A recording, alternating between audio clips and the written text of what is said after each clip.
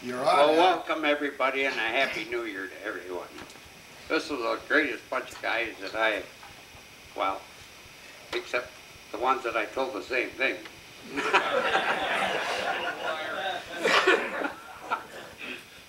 But really, honestly, to meet anybody from the, or to be with people from the 8th Air Force as I shuffle through here to find my great speech today, what do you say, Al? Give her L, baby. Give her L, okay. He doesn't want me to say anything good about the B-17s.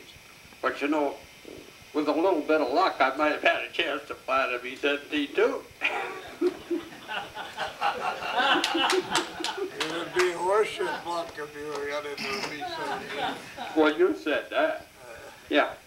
But you know, I was reading over about B-24 pilots. They had to be strong. And I was told that the B-17 pilots trained in cups. Yeah. Huh? Yeah. Same thing the Navy guys did. Well, anyway, you're a nice bunch of guys, and I'll give you a brief history of what happened to me as a volunteer gunner in the 446 squadron flying out of England. I have 3 parts here. Let's see, we get down here and look at my induction and stateside training. I have to read this because I can't remember a damn thing. But I was drafted into military service October 19th, 1942 at Cranford, New Jersey. I was officially inducted at Newark, New Jersey, and from Cranford I was sent to Fort Dix, New Jersey, and then to Atlantic City in the Air Corps. It was the Army Air Corps in those days, no Air Force then. Fort Dix was where I learned what the military was all about. And of course we did get the long needles and all that sort of thing, which is kind of fun to watch these great big guys falling flat on their face after they had one shot of whatever they were giving us. But anyway, while at Fort Dix during an early morning formation, 85 of us were called to take one step forward out of the formation. And this 85, myself included, were told we would be called into the Army Air Corps and sent to Atlantic City. Wow, we were the lucky ones. The other guys had to stay in the Army. So here we are, 8th Air Force. Not yet. But anyway, at Atlantic City, I qualified for bomb site maintenance and photography school. Being anxious to fly, I chose gunnery, hoping that I might get a chance to get into cadets, which meant rank advancement in several wings upon graduation. And they also told us that we would receive an air medal upon completion of 5 minutes. Yeah, great. 5 missions. Thanks. 5. 5. Well, yeah, but you were in later. You were in 17s. You had a chance.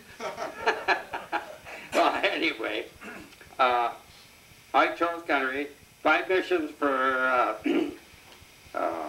the Air Medal, and then an oak leaf cluster to the Air Medal awarded for every 5 missions completed, and the Distinguished Flying Cross for completing 25 missions.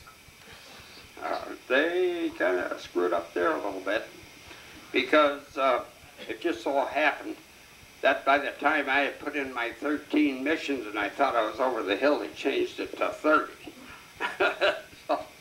But anyway, so then we were sent down to gunnery training at Buckingham Field, North Fort Myers. Anybody here, any gunners here that possibly trained at, I was just interested, at Fort Myers, Florida, Buckingham Field? Nobody? Oh, you don't know what you missed. Well, anyway, from there, after 6 weeks of training, we were sent out to Lowry Field to take armament school. And oh boy, sure, I screwed up again. Well, that's all right. We went out to Colorado and attended the Air Crew Armor School, and that was in January of 1943. What'd you say, John? Oh, I'm sorry.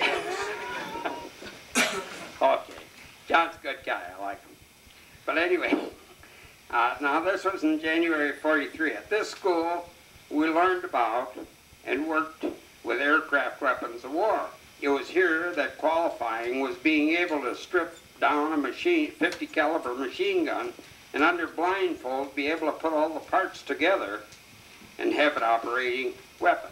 This was to simulate a possible need under combat conditions. We also had intensive training on enemy aircraft recognition. We not only had to identify German, Japanese, and Italian planes, but our own planes. They didn't want to shoot them down our own planes. Yeah, that was the hard part, yeah. Well, so from Lowry Field, we were dispersed to various groups to prepare for combat. I wound up in an observation squadron at Fort Devens Army Air Base, just outside of Boston, in Massachusetts. Anybody else been out there in Boston and Fort Devens? There you are. What do you have to say about that place? Maybe you were there the same time I was. I went there after I retired from the Air Force. I went to the PX.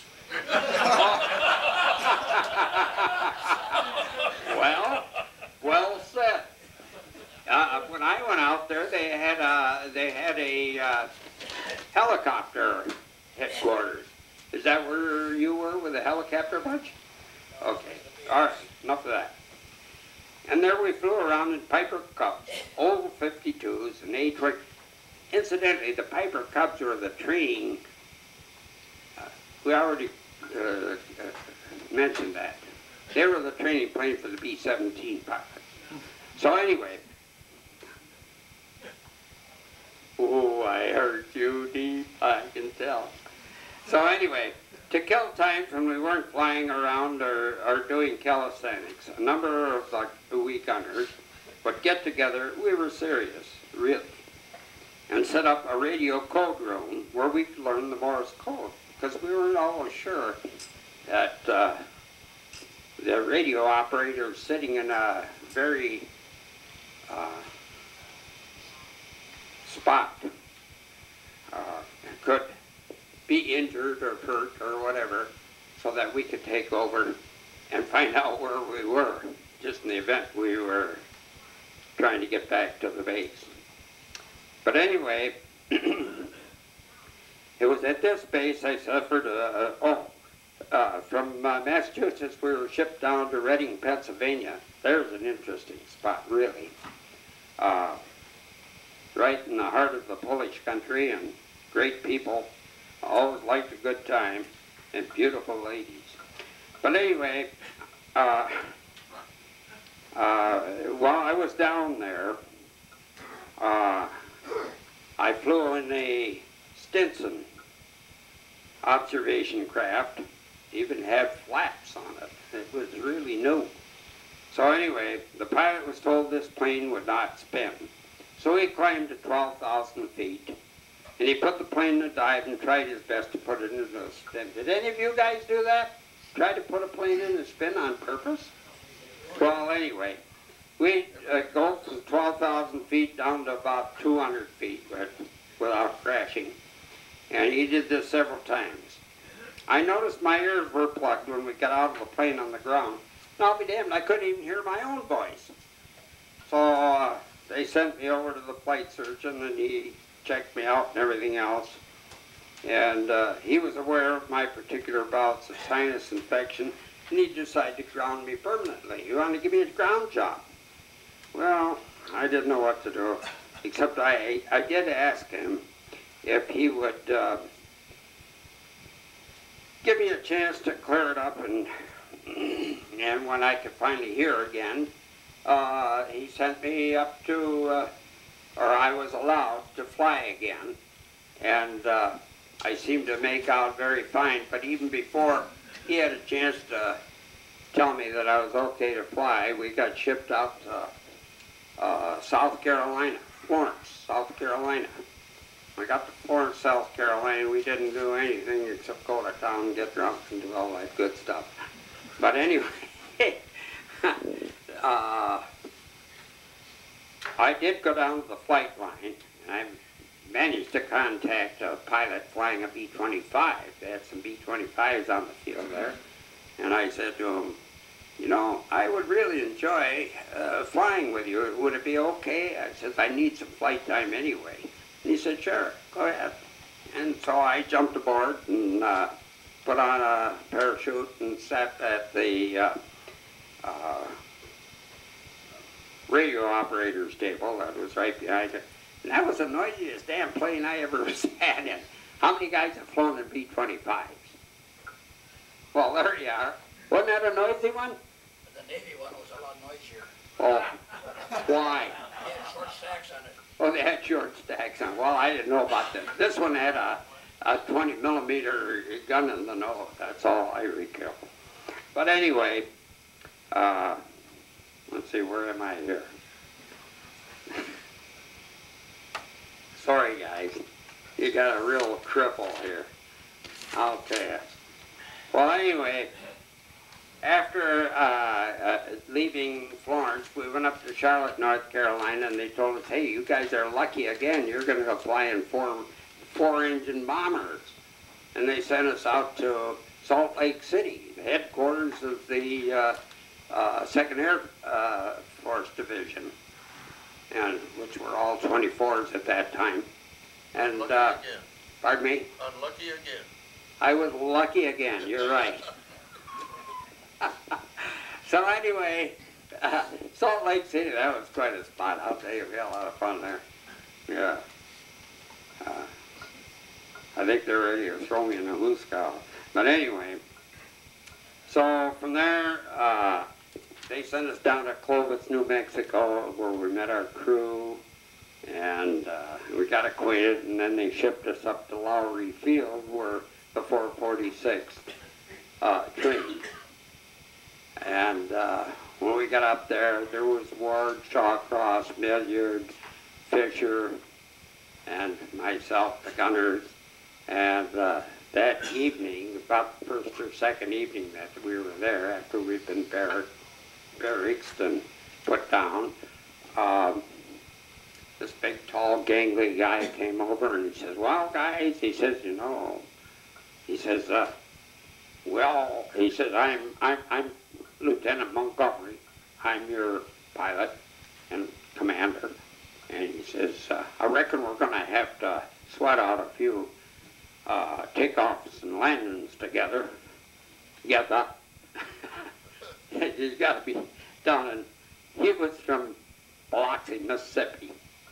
A real southerner, nice guy, great guy. But anyway, we shook hands and we're glad to have him as a pilot. So he says, well, tomorrow, he says, we'll be down at the line at 8 o'clock. And so we went down to the line at 8 o'clock. And fortunately for our feelings, we had an experienced pilot flying along with Joe to kind of check him out on the 24th. So he'd flown them before, but anyway, by the time we got flying around and making landings and takeoffs, we noticed some were kind of bumpy and jumpy, and of course anything that didn't seem just right, we kind of tickled, you know what. But anyway, after the flight was over, Alan Ward, who was our flight engineer, announced to us, he says, you know, he says, those bum landings that were made, he says, they were made by the instructor pilot. He says, the good ones were made by Joe. So we felt quite comfortable having Joe as our pilot. And we did all through the war, our part of the war. And So anyway, from Lowry Field, they finally, we got a new commanding officer. I can't help but mentioning him. His name is Jacob Broger, and he's from Butterfield, Minnesota, and one of the greatest guys you ever want to know. But anyway,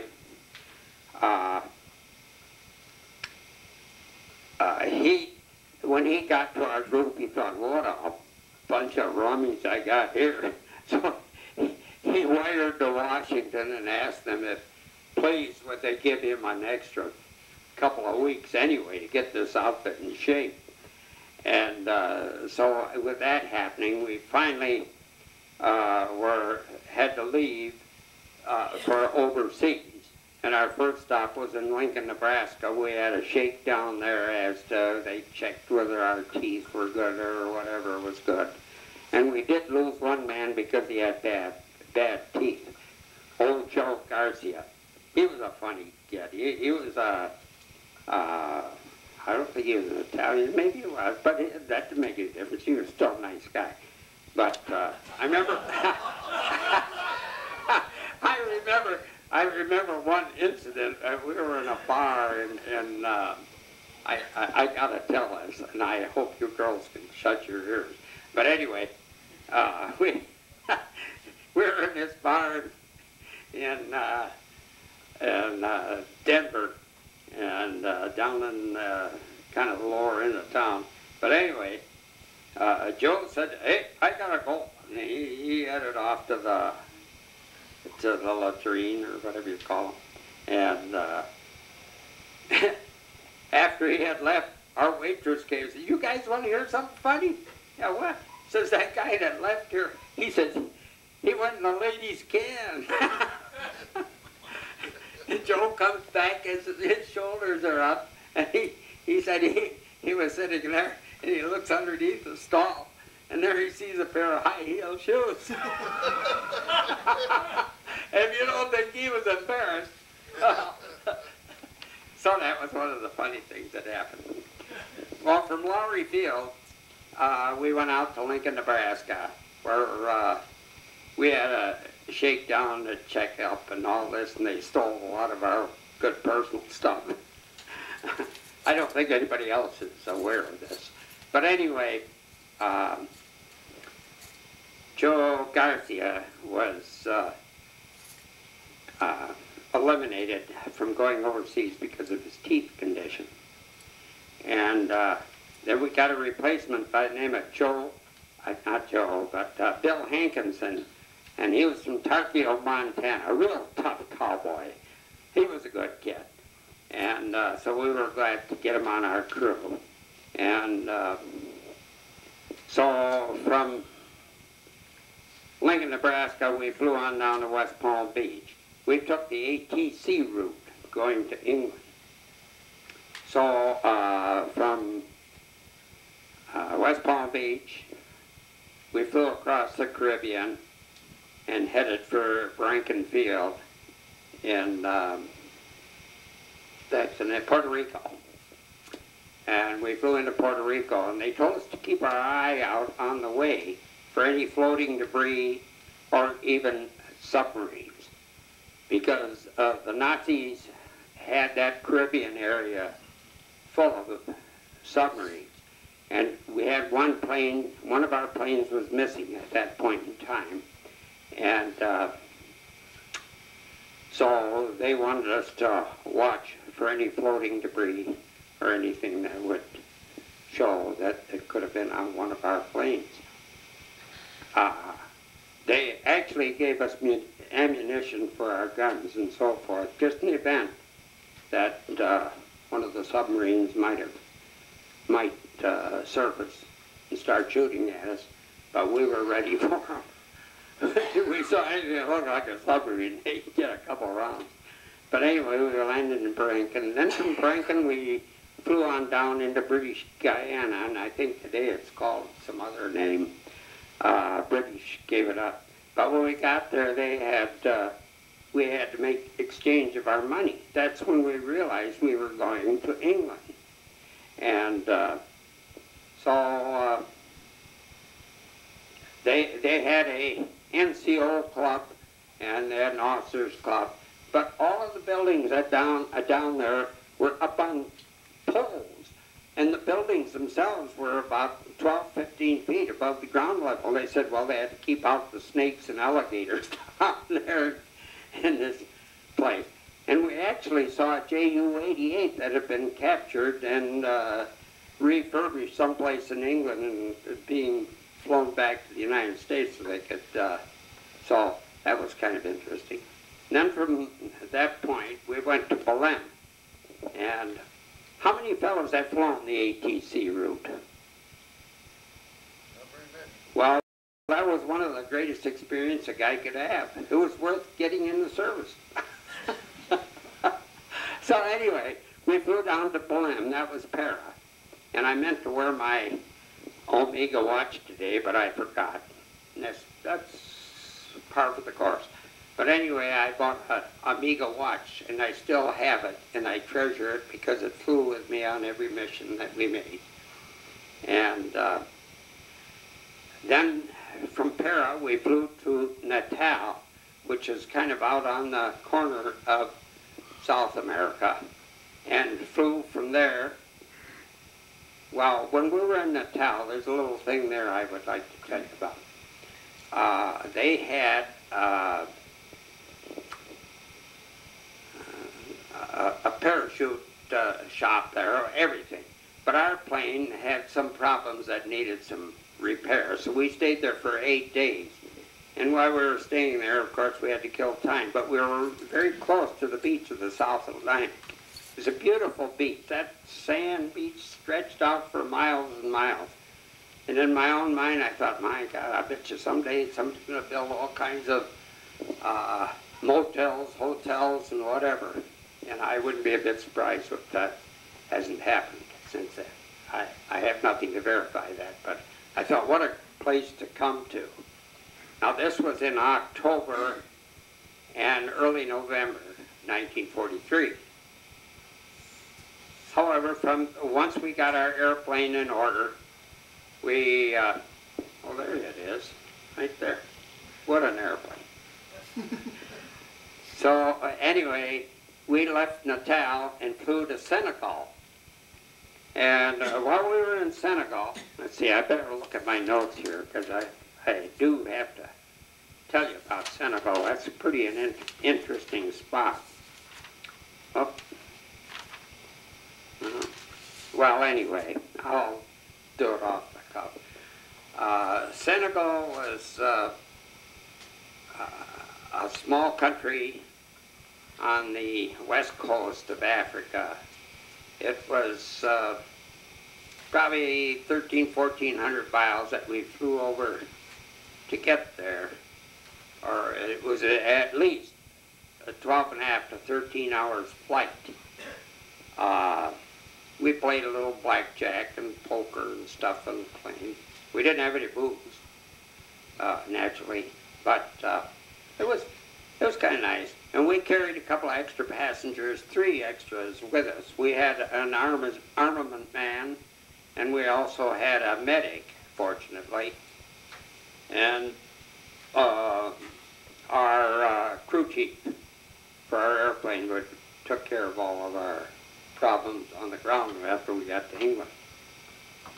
So from Natal, and if you look at the map, you'll see it's quite a bit south of the Sahara Desert and also the Atlas Mountains. I didn't even know they had mountains in Africa, but we flew across the Sahara Desert and through the passes and snow-covered mountains in North Africa. What is this?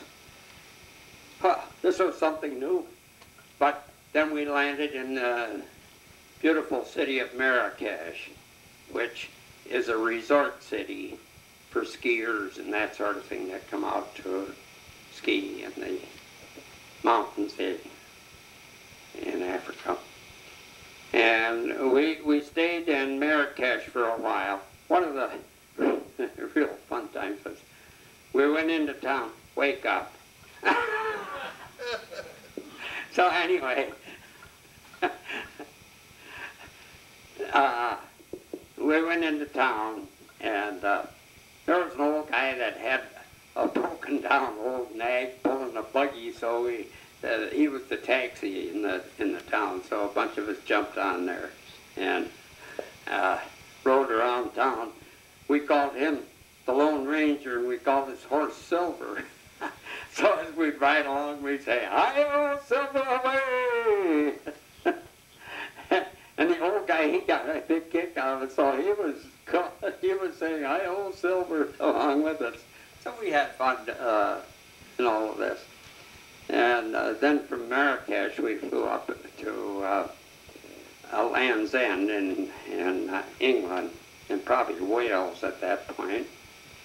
I will say this, when we took off from Marrakesh, we flew along the coast of Spain and Portugal. And one of the things, it was early in the morning, we left in darkness. In Portugal, in Lisbon, they were, I think they had shipbuilding factories there. And lights were on real bright and everything. And our pilot, instead of following ahead of him, he was following some stars. We got a little close inland there, and Portugal just didn't like the idea of anybody coming in close, so they started shooting at us. Well, anyway, they moved out fast, and we got away from them. See, at that point in time, Portugal was neutral, and they'd shoot at anybody that was trying to get near them. So we finally landed at Newquay in Land's End, and the first thing we did was hit a snowstorm just before we were about ready to take off, and that was the first time I ever saw the leading edge boots contract and expand and knock the snow and ice off of the leading edge of the wings. But then we got up to our base, in Bangay, and let's see, here we are. Oh, we met the rest of our buddies from the 706th and the 446 Bomb Group, and then we prepared. And incidentally, I would like to say this. It was exactly 60 years ago yesterday that I flew my first mission. It was in December 30th of 1943. We headed out to Ludwigshafen. And so that was quite exciting. I don't believe that I'll go through all of these missions that were made, but we made 30 of them, and we were happy to make the last one. I didn't kiss the ground because I didn't like the taste of asphalt, but so thank you very much. I'm pleased that I'll get it.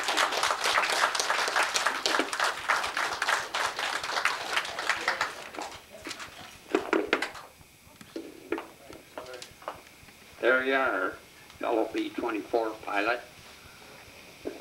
I'll tell Joe Montgomery all about it. Okay. Larry? Thanks very much, Larry. Larry mentioned the, There are two things he could tell about the ham raid, which was Mark, what? 2nd of April, 40. I can't hear it. And also your first mission over Berlin without a shoot. Yeah. I can't hear it. Very, very neat. Well, hey, I forget everything anyway, so. Hey Larry, could we have you come back and talk about your mission? Well, if possible. Larry mentioned in his talk about taking apart the 50 caliber machine gun and putting it back together. Reminded me of the 45 pistol.